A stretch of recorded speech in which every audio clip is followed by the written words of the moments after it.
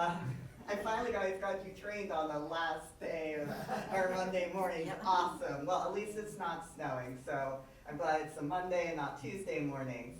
So thank you so much for coming on out. We're so excited to have you here. As always, we want to give a huge thanks to our friends of the Beverly Public Library. They're what makes putting on these programs possible, and also helps pay for our refreshments that we're able to have every Monday morning. You may have noticed we had a little bit of an extra spread this morning, and that's a courtesy of our wonderful presenter, Ann Crowley, who also writes under Mary Alice Alexander. You may have seen some of her books that she put out for people to view, as well as other books related to Jane Austen and her world in the back, which if you didn't get a chance to see, you'll be able to see afterwards. And with that, we are so excited to have her with us today to talk about Jane Austen. As many of you guys probably know, this is a very exciting anniversary. There's been a lot of programming related to Jane Austen as this marks the 250th anniversary of her birthday.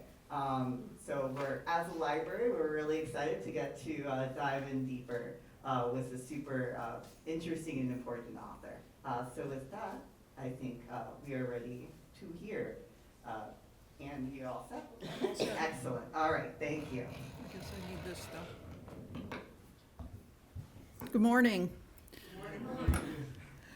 I'm here today to talk to you about one of my personal obsessions, Jane Austen. Jane Austen was born in Hampshire, England in 1775 on December 16th. She lived in Hampshire most of her life and was a very prolific author even in her youth. Today I'm going to talk a little bit about her world, her legacy, her books, and all the excitement currently around her 250th birthday. Jane was born in a town called Steventon, which is, I would say, about 2 hours northwest of London. She lived there with her father. Her father, George Austen, was a preacher, a parson, a vicar.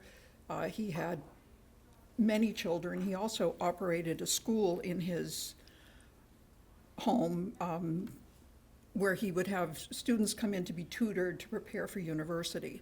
It was a very busy household. Jane was the second daughter, her older sister Cassandra, and she had 3 brothers, 2 of whom became naval officers. So as Jane was growing up, it was a very different time for children. She was taught at home for her first years. There were no elementary schools that were accustomed to, but she was sent to school at a relatively young age because her sister was going to be sent to school. And they went to school in, all right, I've forgotten, but it's probably up there, Oxford, Southampton, and Reading. And while she was at school, she became extremely ill with typhus, which is a disease that we fortunately don't have to have anymore. And as a result, she was brought home and never returned to school. At home, she would write her own stories. She would put on plays with her siblings, and she was extremely productive in what's called her juvenilia, which are all the writings she did before she wrote her actual novels that people are familiar with. She started in 1795 working on Eleanor and Marianne, who are the lead characters in her book Sense and Sensibility, and that was the first novel that she actually completed. In the following year, she worked on First Impressions, the original title of Pride and Prejudice, which is probably her most well-known novel. Her father attempted to get it published, but was unsuccessful. This is a view of where the Steventon parsonage was. It is no longer standing, but this is the area that she grew up in. It is bucolic, it is beautiful, acres and acres of green, a truly idyllic environment. I have here, the church is the actual church that her her father was in charge of, who he was the pastor of. It's still standing. Silhouettes in the middle are of her parents, Reverend and Mrs. Austin. And on the other side is an interior of the church, which is preserved pretty accurately to the day. It's a very small, lovely building. So the next book that Jane wrote was Northanger Abbey, which she wrote as Susan. Shortly thereafter, her father retired from the ministry and the family relocated to Bath. Bath is a city that is very commonly associated with Jane Austen, but Jane Austen hated Bath. It was not her kind of environment. It's very social, very cliquey, and she was not happy there. Her writing was not as productive when she was living there. In 1803, Jane's brother Henry sold the rights to her book Northanger Abbey, to a publisher for £10. He sat on the book and never published it. She continued to write. Her teenage works are published now, such as Love and Friendship and Lady Susan, which was later published.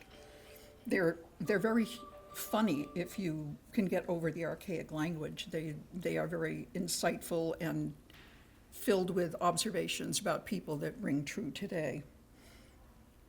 She wrote her major works in her early 20s. It's sort of astounding to realize that she was only 22, 23 years old when she was writing such works as Pride and Prejudice.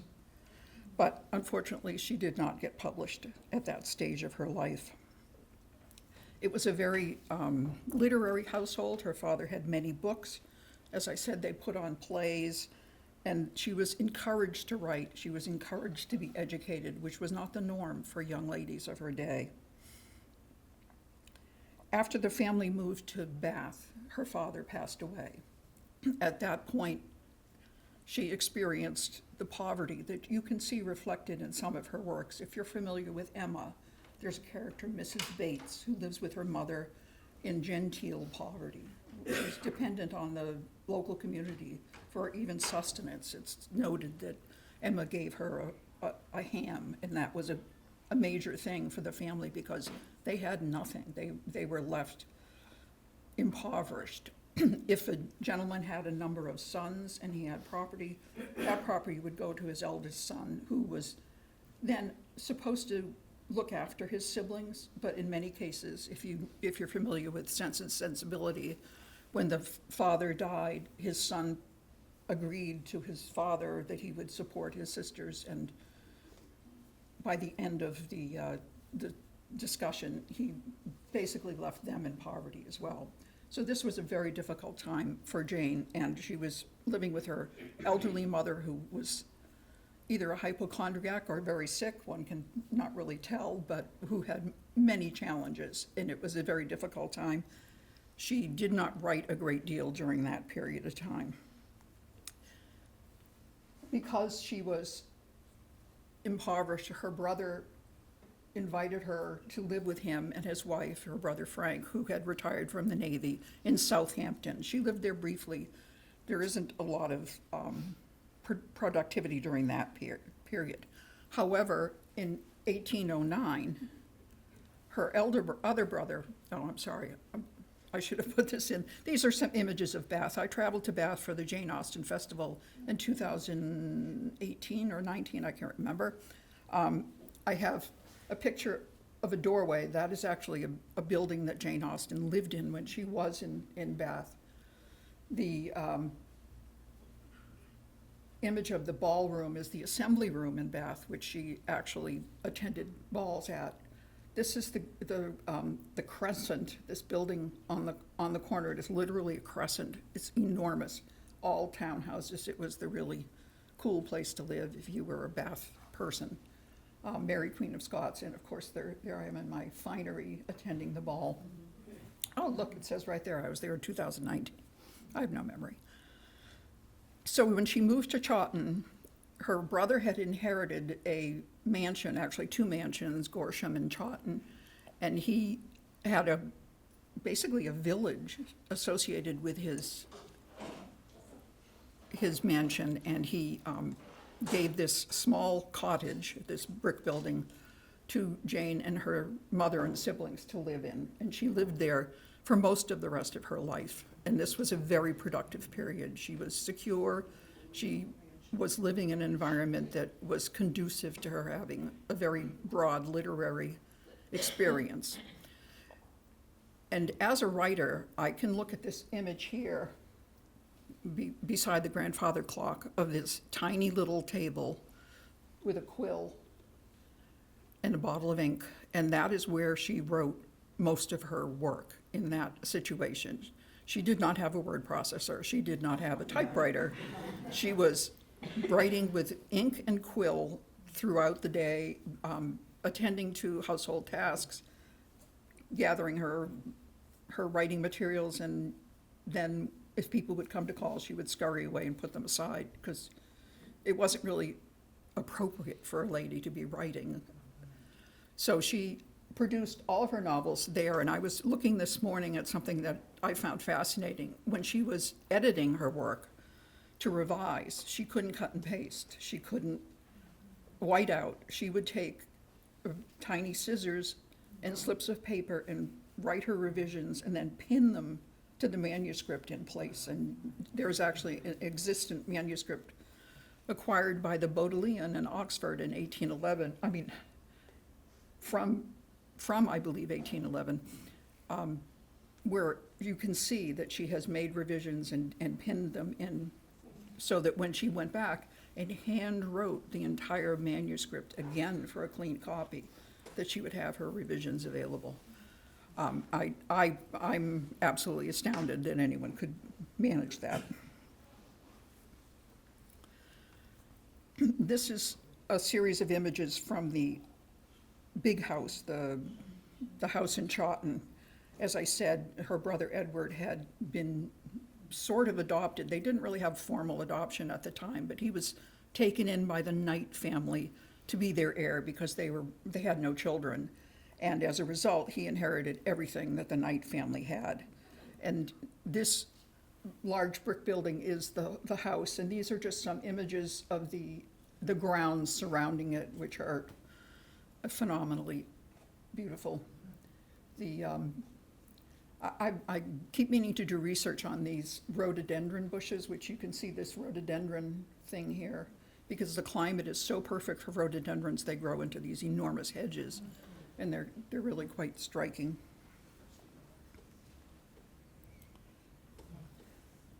So this is the interior of the Chawton cottage. It is not completely accurate, but they have recreated it to the best they can, and it is now a museum and dedicated to her memory. The sealing wax lies on a sample of an original letter in her actual handwriting that they collected. That image of the bedroom is a recreation. Of course, there were no photographs, so this is the best they can estimate what her bedroom looked like. Another view of the writing table and a beautiful garden in the back of the Chawton cottage. You can visit the Chawton cottage and the Jane Austen site there, and I highly recommend it if you happen to go to Hampshire or Alton. So subsequently, these were the times when she was working towards getting her books published. Her brother Edward also was instrumental in that. He brought her books to someone that he knew and finally got one published. It was first Sense and Sensibility, but she couldn't put her name on it because that was unseemly, so it was published under a lady. Subsequently, Pride and Prejudice was published, and because she had no name on Sense and Sensibility, it was published by the author of Sense and Sensibility, and that actually became a fairly well-received and well-read novel. She then published Mansfield Park and began writing Emma. And Emma was published in 1816.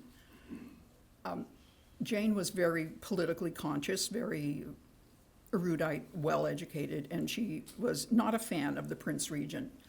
But the Prince Regent decided that she should dedicate Emma to him, and she did so, but it was not because she was enamored of him.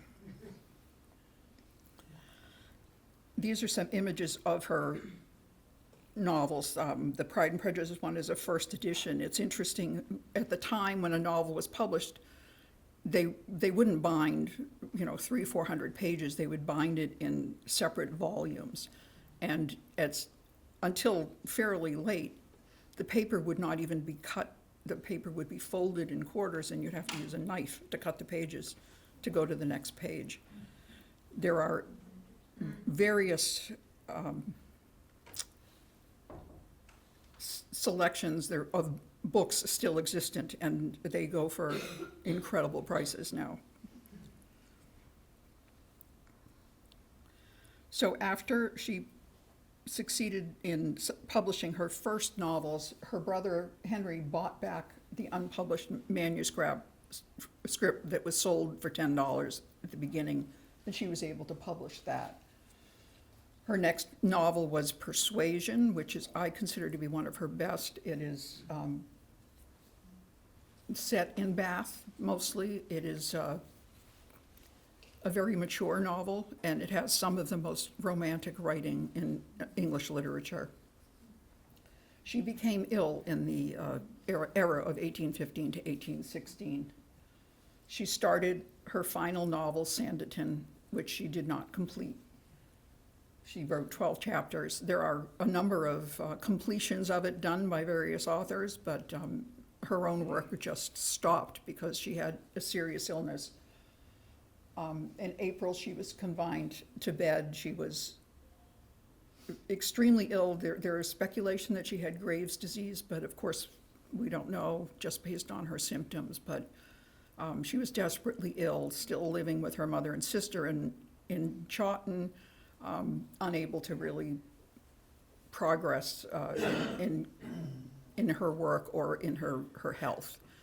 So in May of 1817, she and her sister went to Winchester to seek medical care, and she stayed in Winchester until her death. She died on the 18th of July in a rented house in Winchester. She was only 41 years old, and yet she produced some of the most enduring novels of the English literature. She was subsequently buried in Winchester Cathedral rather than in the family plots. The building there, the yellow building, is the home in Winchester where she passed away, which has recently been opened so that people can see it. It is a private residence, or it was a private residence until very recently. The plaque there is in Winchester Cathedral. There's also a gravestone there to commemorate her.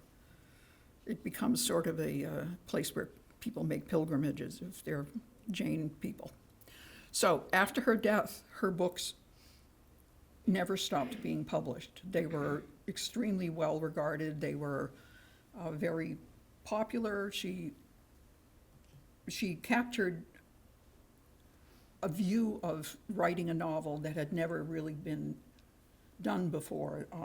When I read her contemporaries, you can see that she was able to portray the moral choices and the pressures, especially on women, in a way that was really kind of glossed over by most of the authors of her time, particularly the male authors who didn't really face the same kind of an environment. And her work is still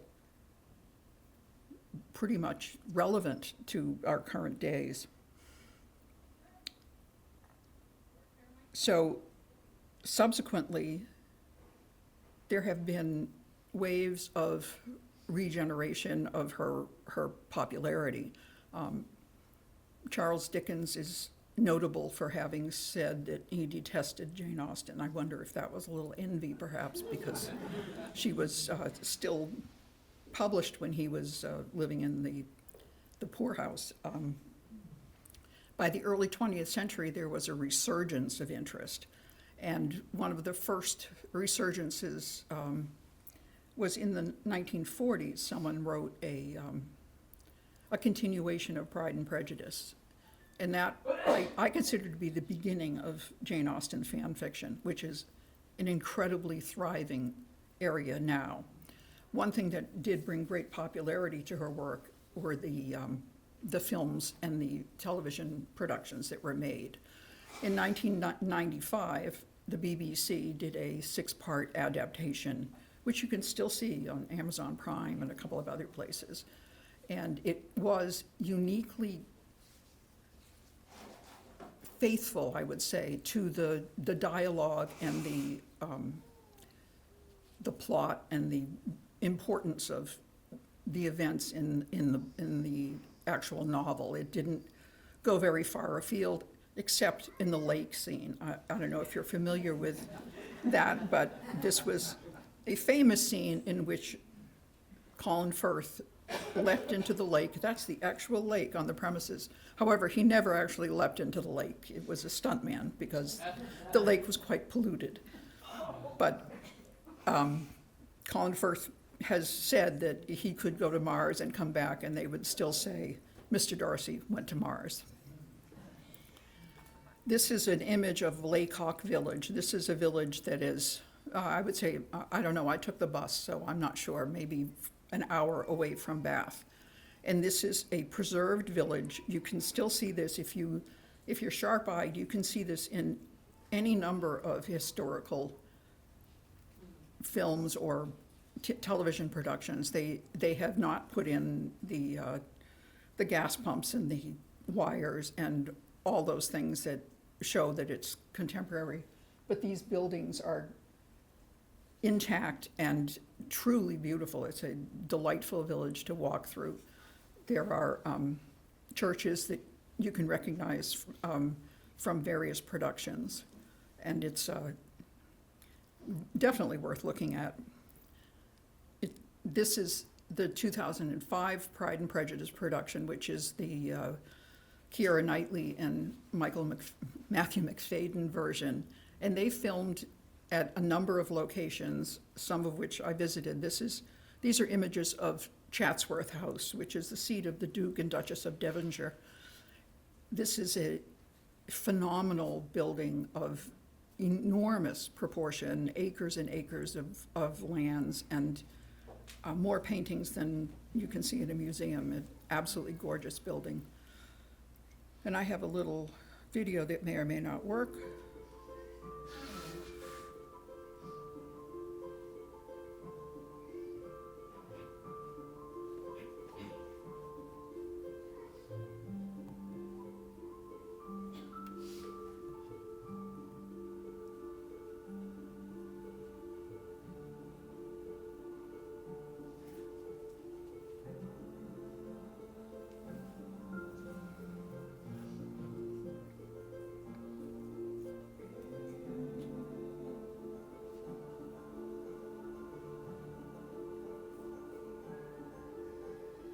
It's my lunch.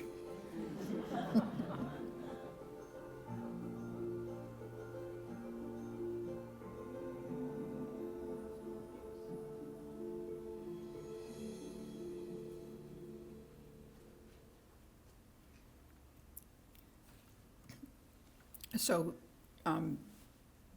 the 2005 Pride and Prejudice really was the start of a big resurgence in Jane Austen interest, and as a result in Jane Austen fan fiction. The book, the first book, An Assembly Such as This, was my gateway drug. I actually borrowed that book from this library, and it was the beginning of my interest in Jane Austen's continuations, variations, and just general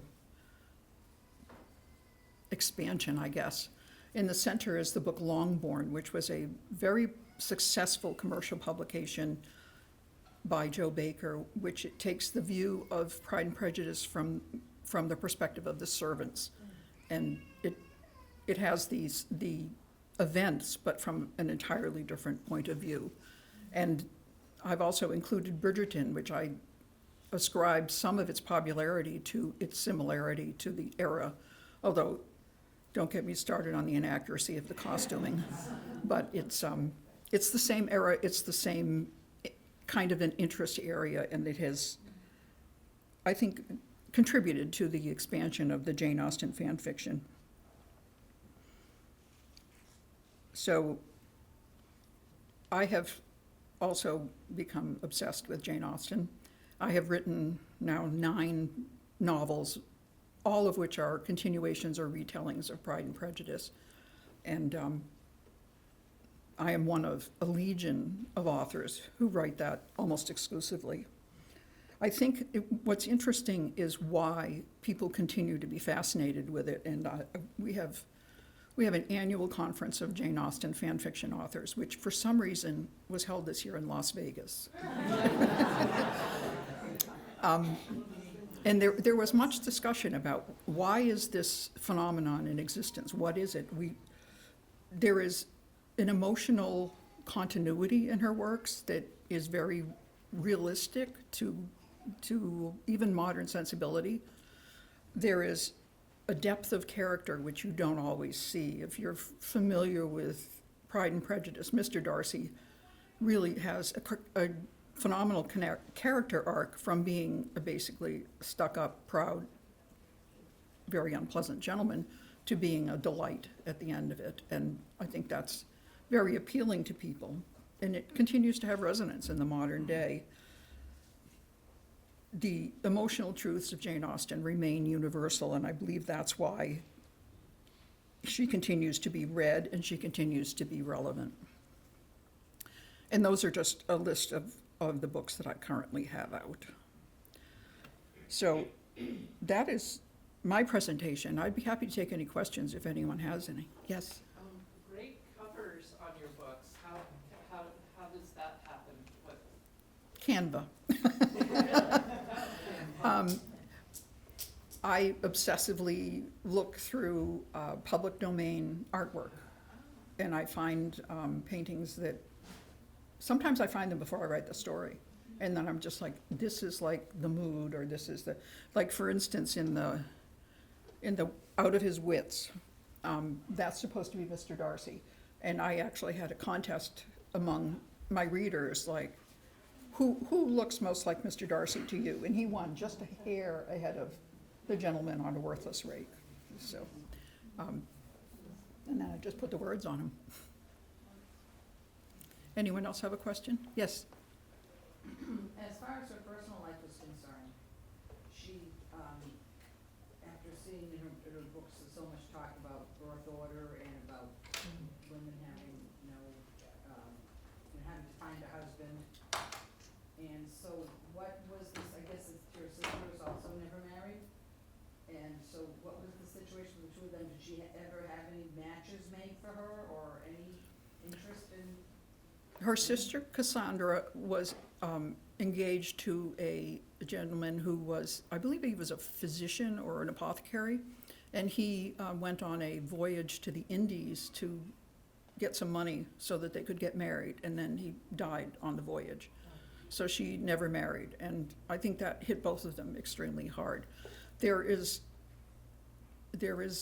information that, you can only glean it from between the lines of letters and what she said and he said, and there's no like definitive information. But at one point, Jane, there were 2 gentlemen that she was potentially involved with. One of them was an attorney who came and visited her cousin, I believe, or her aunt, and she was very attracted to him, and he to her, but again, he had no money, and so nothing came of it.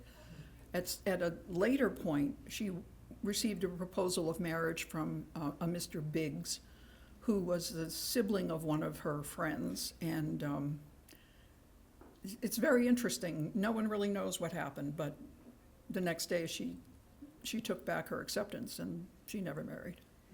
She seems to have such a good feel for interplay between men and women, and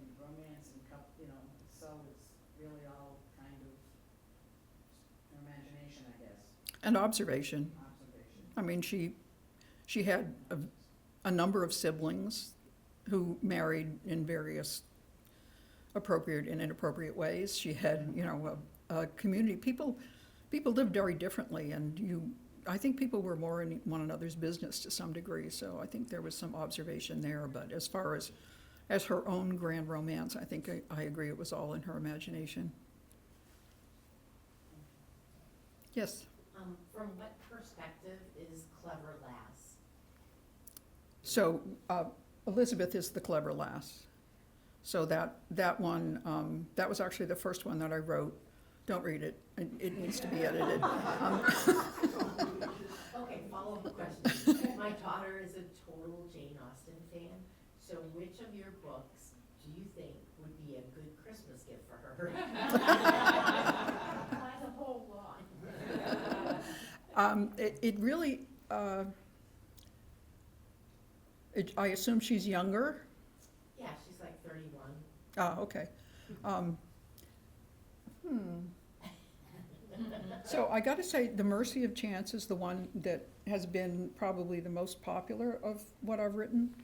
It's written from the perspective of all of the sisters, all of the Bennett sisters, and the premise is that their father had died very young, but his own father was still alive, and they were raised by her mother and their father.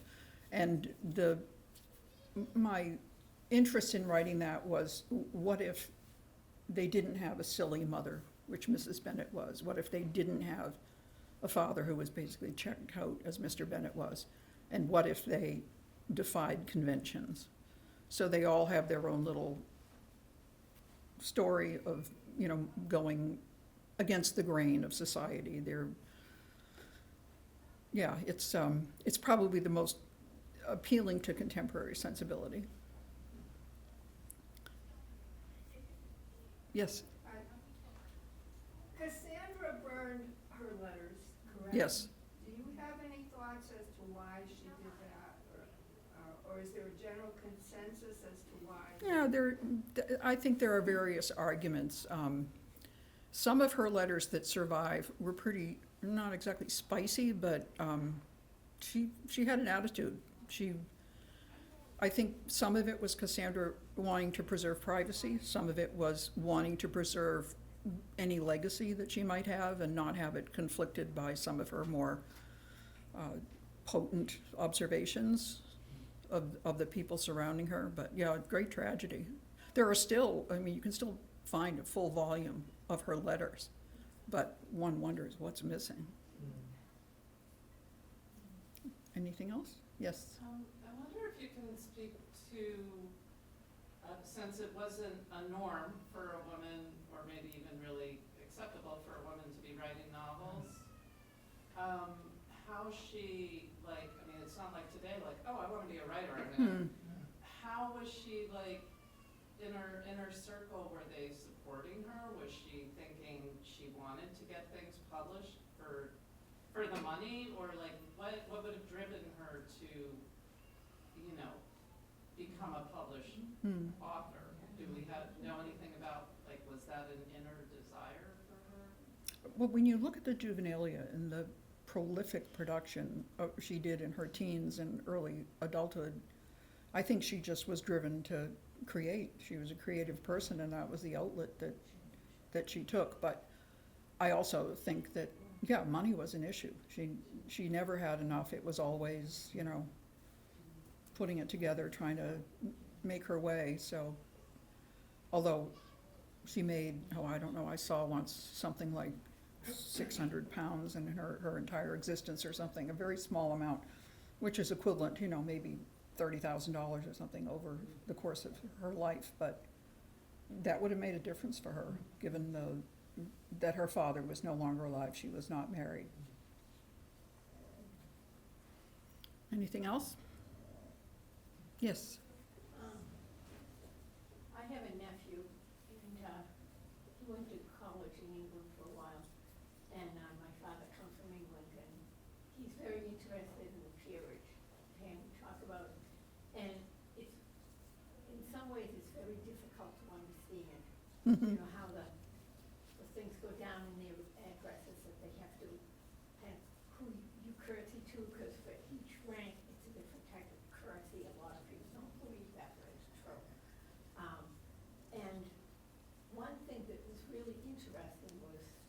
in the, Gilded Age in the United States, a lot of the wealthy women, the Vanderbilts and the Astors and things like that, married into the peerage because they had the money and the men with the titles did not have it. And they would go over there and rejuvenate, you know, and for the men, you know, they would marry someone who might have been, like a second or third son. They might marry someone who had a title, in some ways to be associated with it so that they could sort of be on a par with their older brother because no one got anything unless the firstborn asked Harry. And likewise for the men, they would marry English women also to get their money. Because an awful lot of times the men would leave nothing because they would go through the fortunes and leave, you know, the next person who inherited with so many debts and bills that they couldn't afford to. Some of that, I think, was driven by estate taxes when those Yes. came into Yeah. existence, and land But taxes. a lot of the American Mhm. women married into the peerage, like Winston Churchill's mother. Mm-hmm. Yeah, that's true. Anything else? Yes? I haven't read a lot of criticism, but I have this theory that part of the reason Pride and Prejudice is so popular is because to me, it follows sort of the archetypal story of Cinderella. Of, you know, she's kind of a pauper in this case, in her family, he becomes Prince Charming, and he's the best man ever, plus the richest, and I have to say that. Her interest did perk up a little bit more. When she just found out the vastness of his wealth, whatever. Did that ever occur to anybody else, or is that just simplistic thought, or do you think it really is that So in my Original reading story. of Jane Austen fan fiction or sequels, I have not seen that particular, but I'm sure I will eventually. Yeah, I think there's, you can look at it in a number of different ways, who rescued whom? Because Darcy was a pretty unpleasant, unhappy character until he found someone who could draw out his more emotional side.